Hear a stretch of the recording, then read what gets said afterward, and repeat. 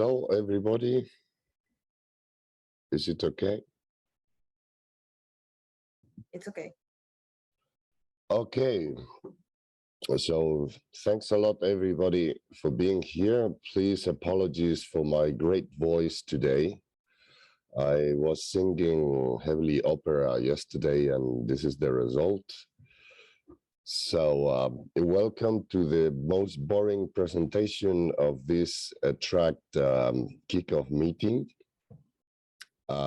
Please, I'm pretty sure that there will be questions. If you are kindly enough to put them in the chat, after the end of the presentation, I will try to answer one by one, because maybe the questions that you ask will be answered along the presentation. Thank you for you all being here. It's a pleasure. It's also overwhelming to have a collection of well, what is the attract ecosystem, students, socioeconomic studies, R&D&I projects, and without any further ado, I will start my presentation that is about the following items. Let me just share with you my screen to project the slides. One sec. I hope that everybody can see them. Is the presentation about administrative aspects of the attract call. So I will be talking about some general considerations, reminder about costs, principal investigator changes, budget changes, consortium composition changes, etc., monitoring and reporting. What are the student calls that you have been hearing this morning, and the student projects and the interaction with the students? What does it mean? And what are the socioeconomic study? Why is there? And the interactions with the scholars undertaking it. I will be mentioning briefly the two main attract conference and why they are important for you. And I will be mentioning as well dissemination and outreach, as well as the ethical self-assessment.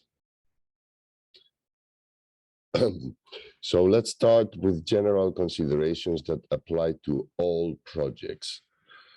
Have no doubt about it. Your attract project is an Horizon 2020 project. Therefore, keep always as a reference the Horizon 2020 manual, its roots, its rules and regulations, as well as the best practices, both for administration and budgetary management, and always follow the Horizon 2020 rules and practices. So although the funding comes in a different way, which technically speaking is called the cascade funding instrument of the Commission, your project ruled by no other than the rules of Horizon 2020 is no different in any way. Therefore, a reminding about costs that goes to all projects. Implement and report only what in Horizon 2020 is defined as an eligible cost. For example, and this is a non-exhaustive list taken from the Horizon 2020 manual. The cost of personnel assigned to the projects, temporary or permanent, full-time or part-time. Keep timesheets, please. Travel costs and related subsistence allowances for people taking part in the project. They are eligible if they are in line with the beneficiary. Usual practice on travel. Keep all the documentation when you travel, meaning minutes of the meetings, meaning plane tickets, reservations, etc., to justify this type of costs, as you do in a normal Horizon 2020 project. An eligible cost as well is the purchase of durable equipment, but in accordance to the depreciation system of each beneficiary. An eligible cost is also the cost of consumables, materials, and supplies provided that are identifiable and assigned to the project. As usual, keep all the justification for these costs.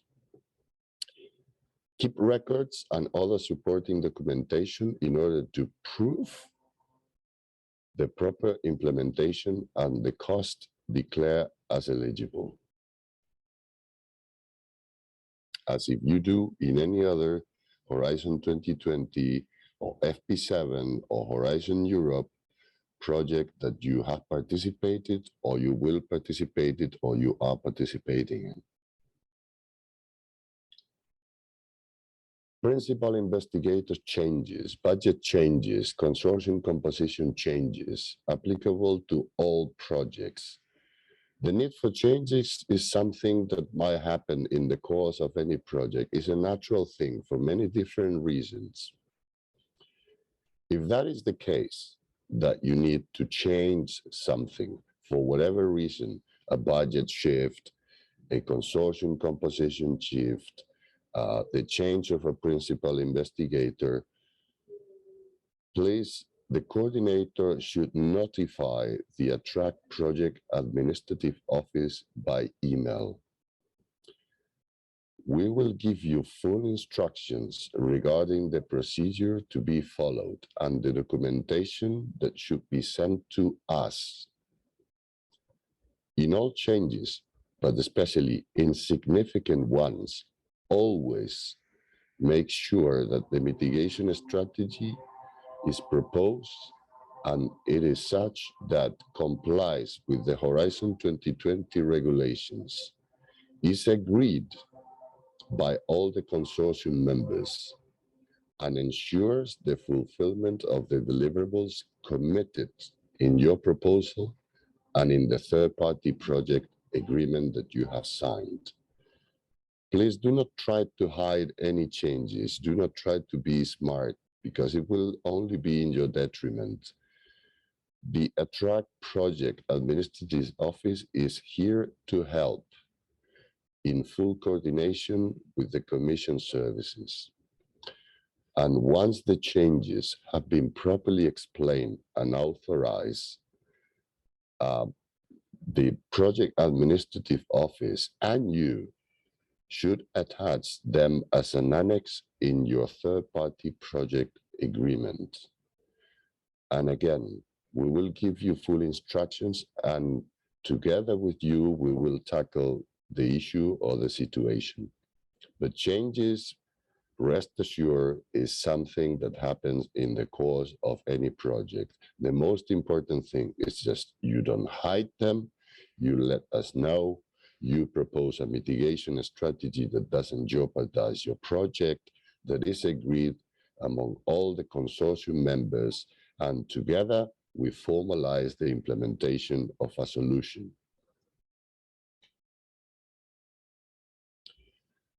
Monitoring and reporting. This is applicable to the R&D&I projects.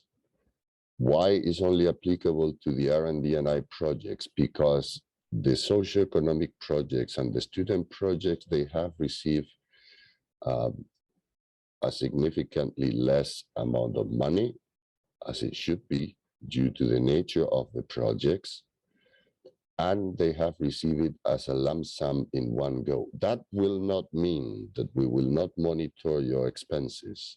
It's just that the monitoring is lighter. So now, regarding the R&D&I projects, there will be two types of monitoring and reporting that we will implement, and for which we need your collaboration. The first is what we call light monitoring, and the second is what we call periodic reports. Besides it, the Project Administrative Office will visit the coordinators in your premises for helping with any potential issue that might appear. Let's go to the light monitoring, again to the R&D&I projects. 2 light project status reports will be used to monitor the attract projects, the R&D&I projects. These reports will describe the technical progress, deliverables, milestones, and expenditure to date. And they will be reviewed by experts from the attract consortium members.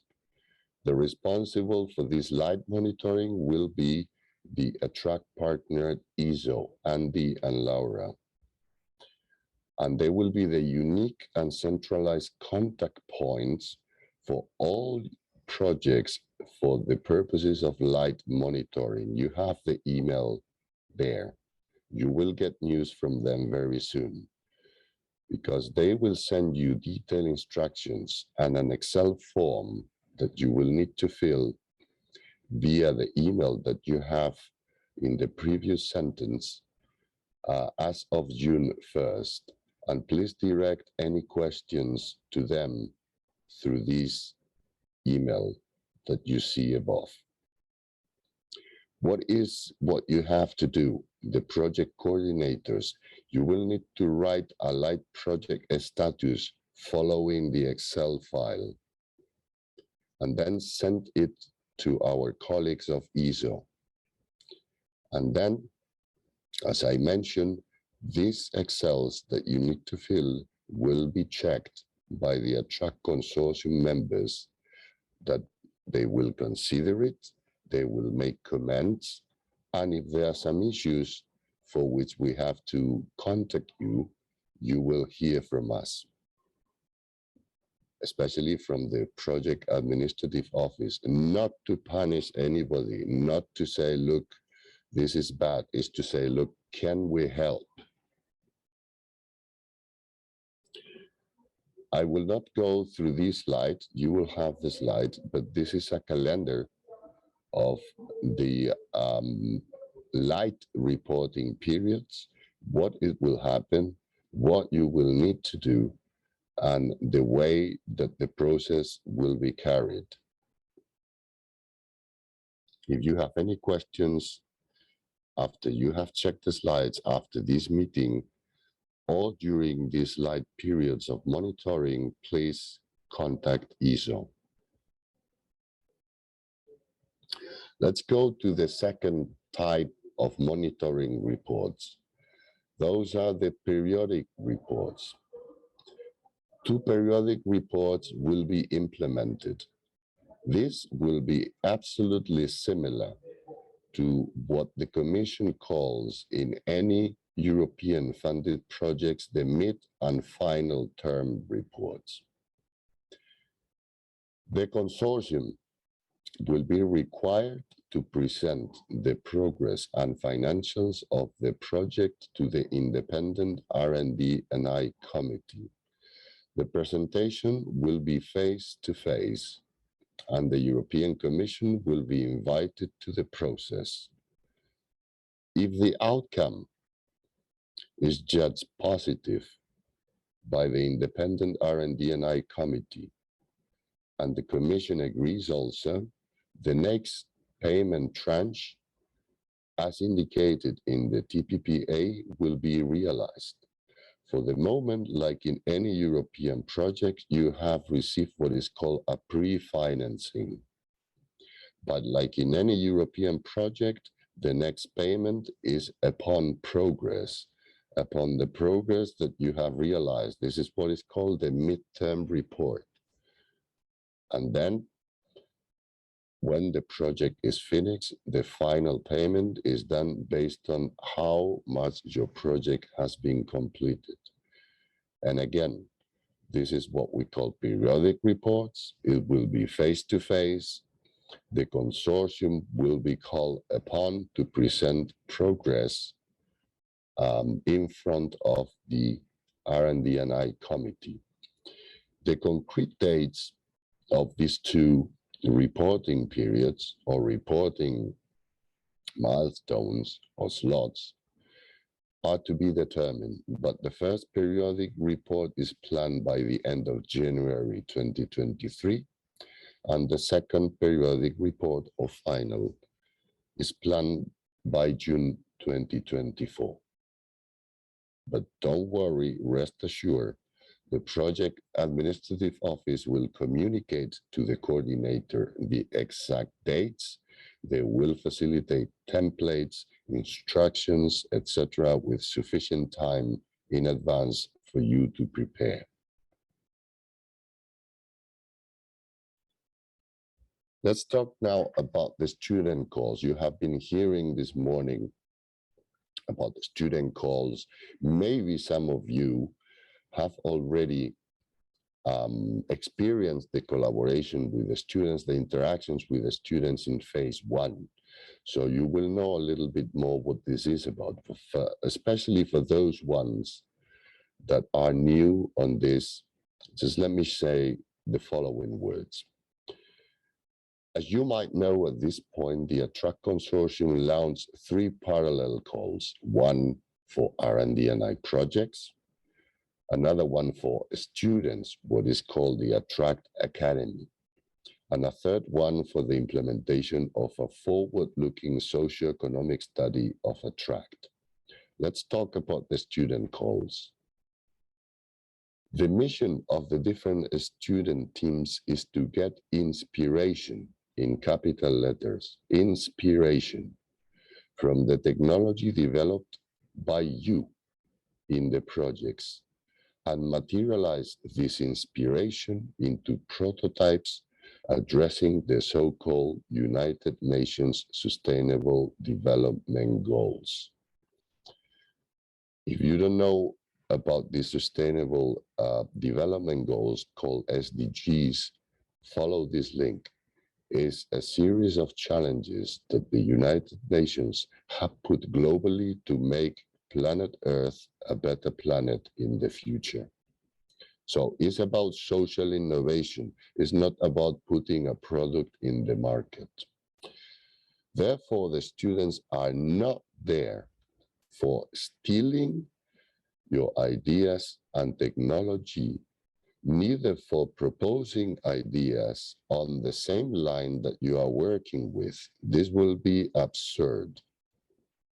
The students are there for exploring alternative paths linked to social innovation.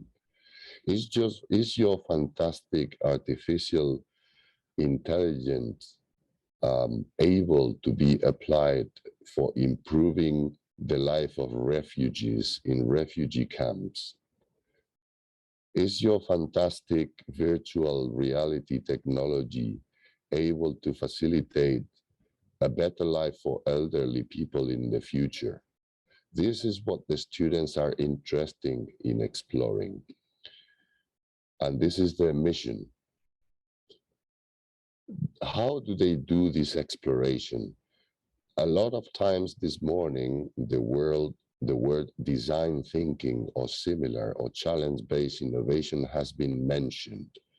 For those of you that would like to know more about what design thinking is and what challenge-based innovation is or similar methodologies, please don't hesitate and contact our colleague Suryashi from Aalto University, and I'm pretty sure that they will be more than willing to give you a hint, an introduction of what design thinking is.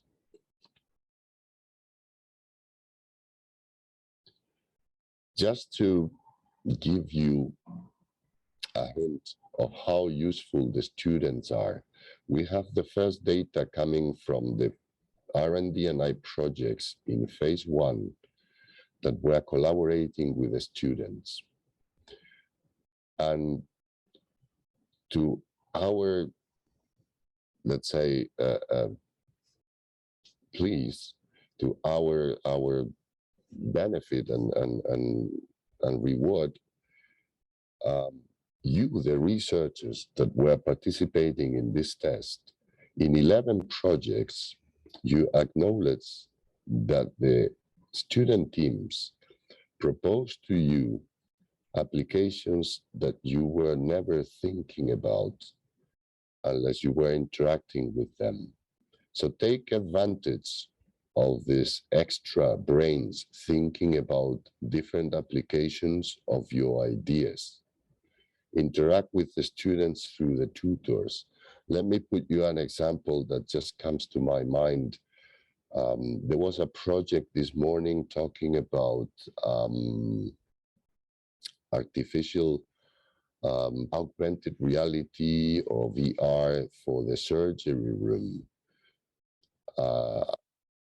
This project will be interacting with the students that are thinking about how the fashion industry will be more sustainable in the future. Wow. I mean, a technology that is meant to be in an R&D project for how to improve surgical interventions could also be used to investigate, to explore how fashion will look in the future. This is fantastic. So don't be afraid. Talk to the students. They will bring ideas, many of them crazy for sure, but that's the point. But some others that will make you think as a researcher, wow, I never thought about this thing until I heard from the students. So treat them with care, treat them with as extra thinking brains.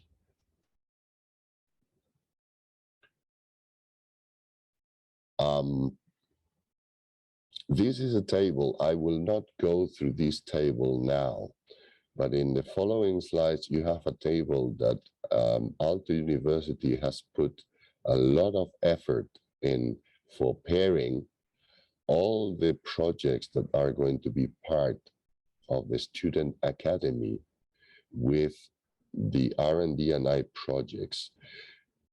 You please interact with them. Talk to the students through the tutor. This is just here as a reminder. And if you have questions, as usual, please contact our colleague Siriashi from Aalto University for any questions that you may have. This is the continuation of the table. Let me say a few words and insist on this. The students are not there for stealing your technologies, neither for proposing ideas on the same line that you are working with. Again, I repeat this thing. We don't want NDAs floating around for various reasons that I can explain. So, each R&D&I consortium decides, and is in capital letters, bold and underlined. You decide what information you would like to communicate to the students. And you will realize talking to them that you don't need to communicate any details about how your technology works. In the majority of the cases, if not all, the students are interested in information about technology, scientific American type, meaning what your technology can do. Because knowing what your technology can do is the only thing they need to dream about what your technology can do in other applications that have nothing to do with the ones that you are busy with. So you decide. Nobody is obliged to communicate anything that you don't want. But once you have decided the information that the students will be using is considered to be of public use, including the reports that they will be publishing in the Attract website, or they will be used for outreach because student projects have signed also their own third-party project agreement, and it contains deliverables that are of public nature in the same way that some of your deliverables are considered in the TPPA of public nature. For anyone that is still super scared about this, please consult the examples of the projects that the students accomplished in a track phase 1. Go to this link, check them out. If you want to have a live feeling of what these projects are about.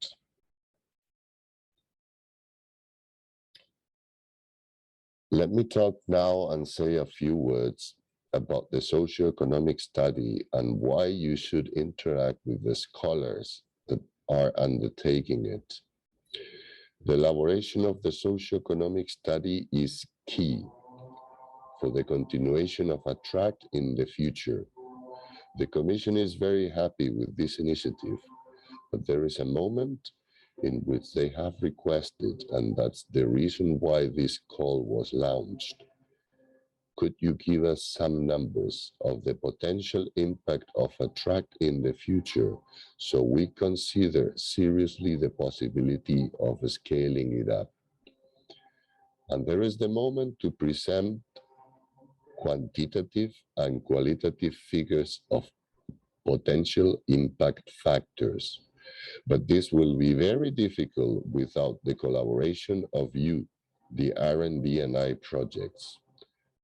And the job of these scholars is to present a holistic vision of the value of a track in the future under many different angles, as Angelo has presented this morning, because it will demonstrate to policymakers, especially from the Commission, that a track has a future value for everyone, not for the Attract Consortium, not for each one of your projects individually, but as value as an ecosystem for Europe, an ecosystem that you are part of since phase 1.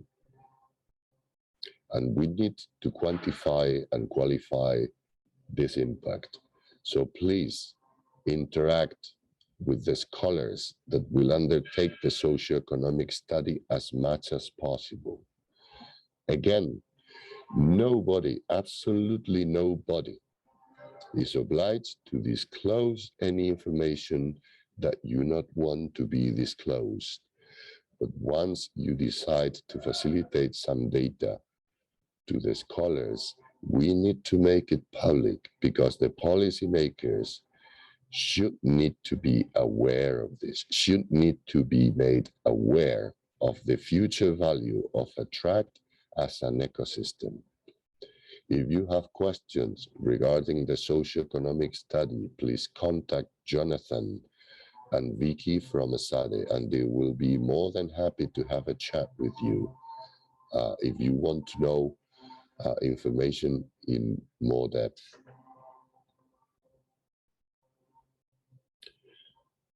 Let me talk now about the Attract main conferences.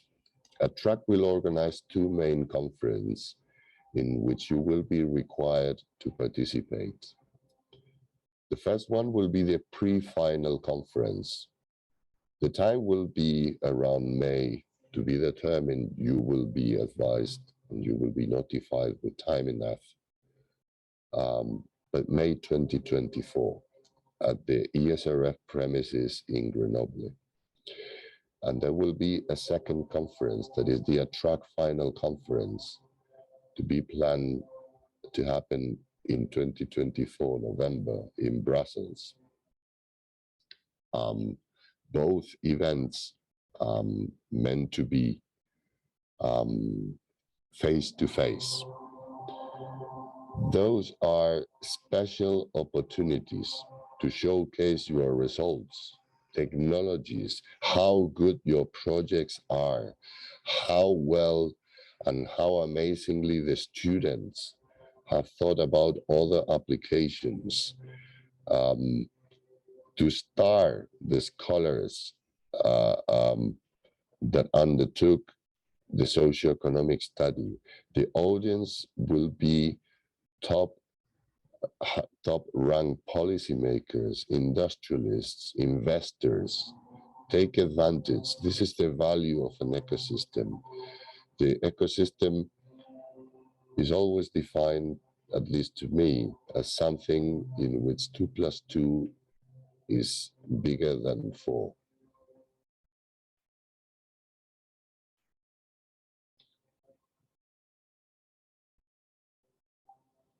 Some words about dissemination and outreach. The Attract communication team, Karen especially, and our former members of the communication team, Anna and Katisha, did a superb job during Attract Phase 1 for disseminating the achievements of your projects.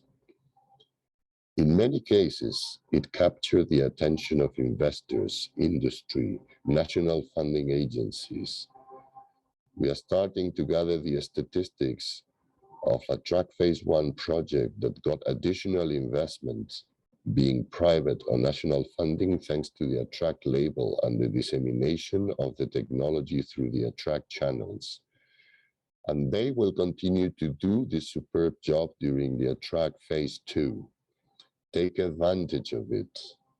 If you would like that we announce, for example, hiring positions, please let us know. If you would like that we announce a paper that you have published in your project, a new development, whatever it is, let us know. Have a chat with Karen to actually see how is the best way that we have through our channels to create the best splash and dissemination possible.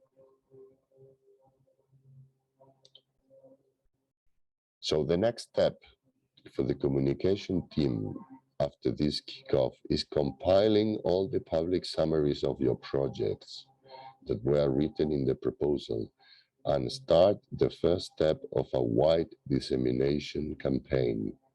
We will be making a story of each one of your projects, not only from the point of view of the technology, but from the point of view of your struggles, of your fights, of your nights without sleeping for achieving the technological results that you are targeting, about how your idea came about how did you find your partners. And please, if you so wish to send us a promotional video or you would like to make one about your project, contact Karen. You cannot imagine how much a video of a couple of minutes or 3 of yourself talking about your project can make a difference for anyone that is planning to invest potentially in a technology that might be yours. An interesting opportunity, of course, as John has mentioned this morning in the project advisory committee, is whether you would like to make use of it, is getting attention from potential private investors for your project. Contact John or contact the project administrative office, and we will do our best through the project advisory committee to put you in contact with investors in case that you are looking for them, or with different industries. EIRMA, one of the partners, key partners on the Attract Consortium, is developing a tool called Flow, and that is meant for investors to know about projects. If you are interested in this tool or what this tool can do, please contact the Attract Project Administrative Office and we will put you in contact with EIRMA to know more details about it.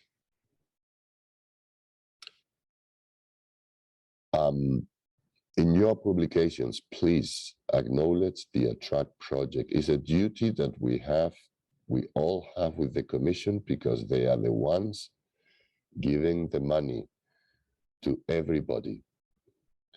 And this is the official formula to address in any publication, any dissemination briefing that you may do. You have it here, use it appropriately. And last but not least, as in any Horizon 2020 project, you will need to fill in an ethical self-assessment. It already happened in phase 1. So in Attract phase 2, the Attract Project Administrative Office in the coming weeks will contact you with full instructions of how to fill an ethical self-assessment and how and what type of documentation, extra documentation you will need to provide in order to be sure that the ethical part of any project is properly informed about and properly registered for the records of everybody. It's a standard but mandatory procedure, and it's going to be no different than in any other Horizon 2020 project. So these were my slides. You will have them. I will stop sharing here, and I will start answering any potential questions that may have been in the chat or any others that they emerge now.